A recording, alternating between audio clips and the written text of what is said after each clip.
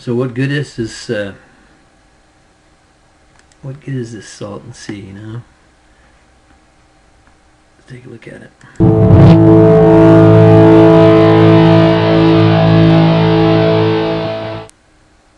Salton Sea has 3 geologically active mud pot areas. The most famous mud pots are at the corner of Davis and Shrimp Road in Nyland. They're in an empty lot right across from one of the older geothermal power plants. They're only about 100 yards from the road and they're easily accessible. There's several mud volcanoes here and they're pretty interesting. The second mud pot area is in the Worcester Wildlife Unit just off of Highway 111. Let's take a look at that older geothermal plant. What's going on with that, huh?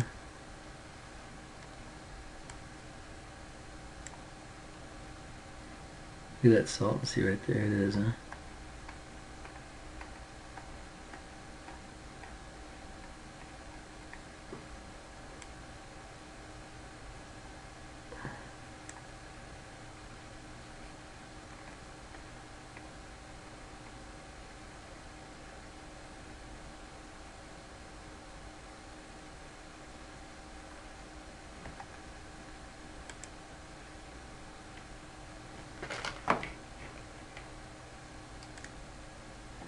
Yeah, there we go. Here's our geothermal site. Cooling towers over here.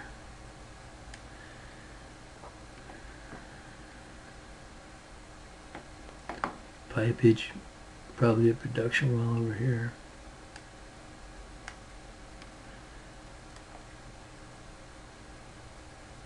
And a brine pool, holding pond, different turbines.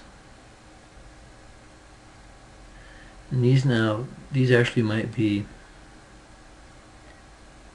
gathering salts for the Tesla plant that's building batteries. They like the salts that are available from the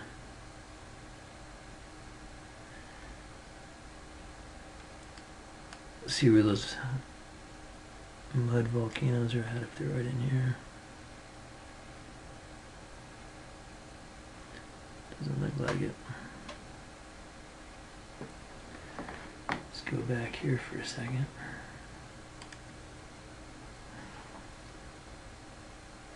They're only about 100 yards from the road and they're easily accessible. There's several mud volcanoes here and they're pretty interesting. The second mud pot area is in the Worcester Wildlife Unit just off of Highway 111. The mud pots here are much smaller. The total area is less than a few hundred square feet. On the day that we went, they were all dry and there was virtually no activity. What's called the new mud pots are the most interesting. They're called new because up until just a few years ago they were underwater. They're located near Mullet Island, about a half a mile in from the shore. Wow.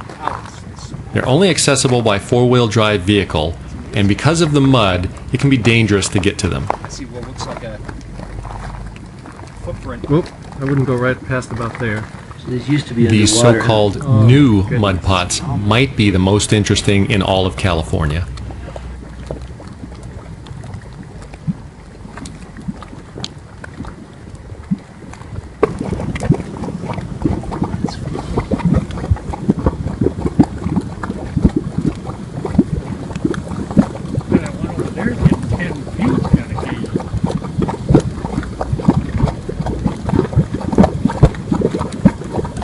Wow. It's hot. Some geothermal for you. Raw geothermal. Man, it's spitting all over us.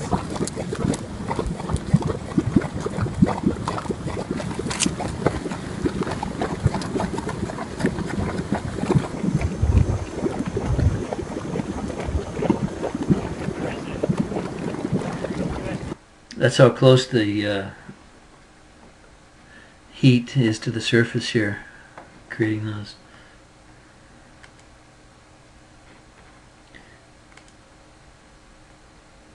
So if we take a look here, what's going on with that nowadays? Let's see if we can find that. Here they are right here. No doubt.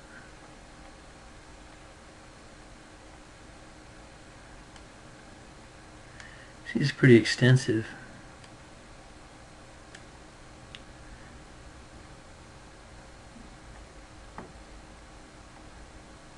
Production in this area.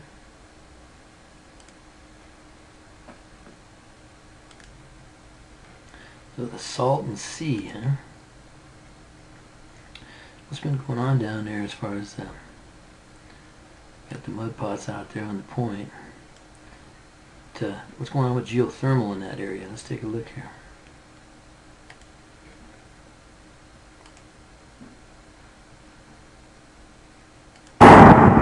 Okay, so here I am. This is a blown well at a geothermal plant that is not owned by Cal Energy. But I was at a meeting for the renewable energy thing for the county for their master plan. There is no way to notify the public if one of these blows like this. And that is CO2 supposedly going into the atmosphere.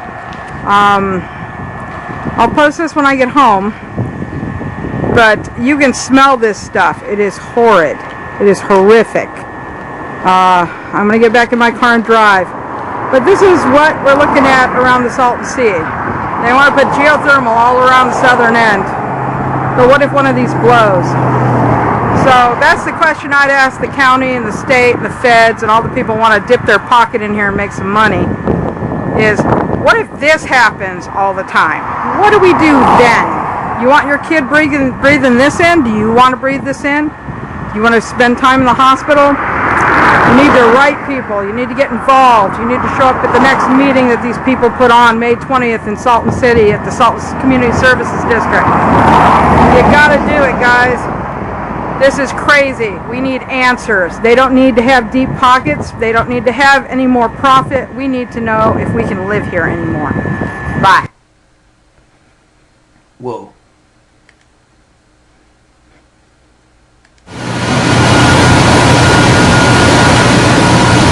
My name is Mark Grand. I'm the Vice President of Real Estate Assets and Community Relations It's one of the for Cal Earth's Energy most Operating powerful Corporation. forces. And we're here at the So Hope hot, plant, almost which is one of nothing our can geothermal withstand plants. So volatile, it explodes from out of our planet's deepest recesses. To harness it, scientists... Guys, got too many guys going at once here. Here we go, let's try it again.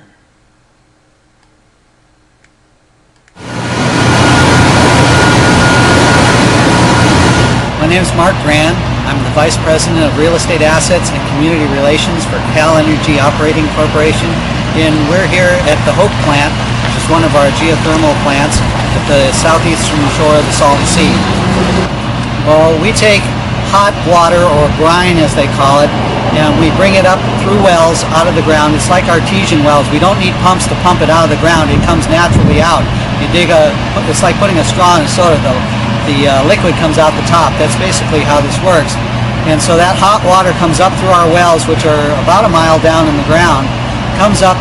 We take that hot water and we extract the steam by depressurizing it and extract the steam. The steam is run through a turbine which generates electricity, and that's put on the line. Then the hot water that's left over from that process we clean out and we re-inject it again back in the ground to renew the resource and be able to use it again. Well, as a renewable energy, the RPS, Renewable Portfolio Standard, that's been put in place by the governor up to 33% by 2020, it's made renewable energy sexy, if you will, and it's put the focus on it, and so more people are looking at generating that electricity. All the utilities need to raise their standards, since we're only generating about 8% in the state right now of renewable energy. And so to raise it to 33% by 2020 is a huge task. And so that's bringing new players into the game. And geothermal energy is a base load energy. It runs 24/7. And so it's going to go hand in hand with solar and wind. Whereas solar needs the sun and it's going to run during the daytime, and wind will generate electricity during the windy times. We run 24/7, so that's going to be the base for the transmission to get on the line and for these utilities. Whoa. And what about, what kind of byproducts do we have from this Salton Sea minerals? Look at this. Check this out. This Tesla runs off geothermal brine. Could that be the bumper sticker of the future? And at a draw for Tesla Motors to build its gigafactory in California, says some business leaders, is the salt and mineral-rich Salton Sea in the Southern California desert. A company has recently developed game-changing technology to produce lithium from geothermal brine, a leftover of geothermal energy production at the Salton Sea, the state's largest lake. Tesla is considering sites in 5 states, Arizona, California, Nevada, New Mexico, and Texas, for its so-called gigafactory that would produce lithium-ion batteries for its electric cars. Sweet, huh? Yeah.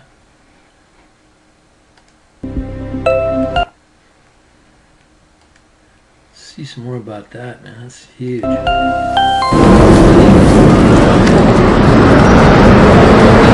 As anticipated earlier, Tesla took the wraps off its proposed battery gigafactory today, while also announcing plans to raise up to $1.6 billion in convertible debt financing. The reason the company needs so much money is that it anticipates investing upwards of $2 billion toward the $4 to $5 billion it says the plant will require by 2020. By that time, the company says it should be turning out enough batteries for 500,000 Tesla vehicles annually. All those batteries together are more than the entire worldwide production of lithium-ion cells in 2013. Who would have thought, huh? Good old Salton Sea. Sweet.